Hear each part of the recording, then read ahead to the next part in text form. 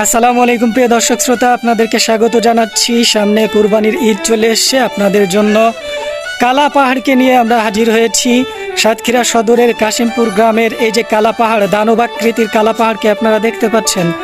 সম্পূর্ণ অর্গ্যানিকভাবে ঘরোয়া পরিবেশে প্রাকৃতিক উপায় অনুসরণ করে কিন্তু এই কালা পাহাড়কে মোটা তাজাকরণ করা হয়েছে। এই কালা পাহাড়ের মাও রয়েছে এখানে।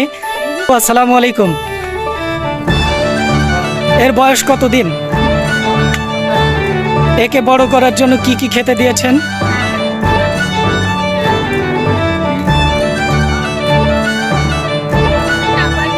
আচ্ছা, একে আর বেশিক্ষণ রাখা যাচ্ছে না বন্ধুরা। অনেক সময় গরু অস্বাস্থ্যকর পরিবেশ, অস্বাস্থ্যকর উপায় অনুসরণ করা হয়, কিন্তু এই কালা পাহাড়ের হাড্ডিগুলোও কিন্তু দেখা যাচ্ছে সে যা বড় হয়েছে সম্পূর্ণ প্রাকৃতিক পরিবেশে কিন্তু বড় হয়েছে। এই দানবাকৃতির কালা পাহাড়কে বড় করার জন্য কিন্তু কাঁচা ঘাস, খোল, ভুসি, গমের ভুসি, এই সমস্ত প্রাকৃতিক খাবারগুলো কিন্তু তাকে দেওয়া হয়েছে। এই কালা পাহাড় কিন্তু দেখতে যত বড়, এর বলবো ক্ষিপ্রতা কিন্তু আরও বেশি। একে হ্যান্ডেল করা, এতে এই কালা পাহাড়কে কন্ট্রোল করা কিন্তু অনেক কঠিন। আপনারা দেখতে পাচ্ছেন সে এখন উত্তেজিত। সচরাচর তাকে কিন্তু বের করা হয় না গোয়াল থেকে, এ কারণেই তাকে বের করা হয় না। সে যে ক্ষিপ্র, আপনারা দেখতে পাচ্ছেন তার ক্ষিপ্রতা।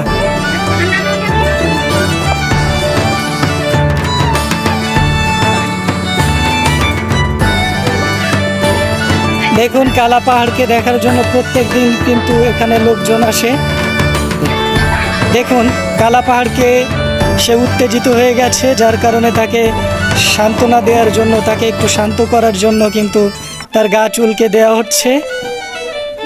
আপনারা যারা এই সুস্থ সবল একটি বড় এবং রাজকীয় পশুকে কুরবানি দিতে চান, তারা কিন্তু এই কালা পাহাড়কে নিঃসন্দেহে কোনো চিন্তাভাবনা ছাড়াই পছন্দ করতে পারেন। দেখুন, কালা পাহাড়ের গায়ে কিন্তু চর্বির পরিমাণ অনেক কম হবে। তার যে পাঁজরের হাড্ডি, সেগুলো কিন্তু দৃশ্যমান রয়েছে।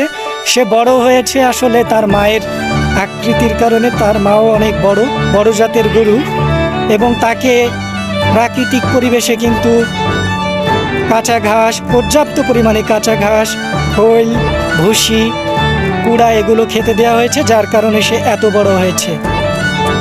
দেখুন, যেগুলো অস্বাস্থ্যকর উপায় অনুসরণ করে মোটা তাজাকরণ করা হয়, তাদের শরীর কিন্তু ফোলা ফাঁপা হয়, কিন্তু এই কালা পাহাড় কিন্তু তেমনটি নয়।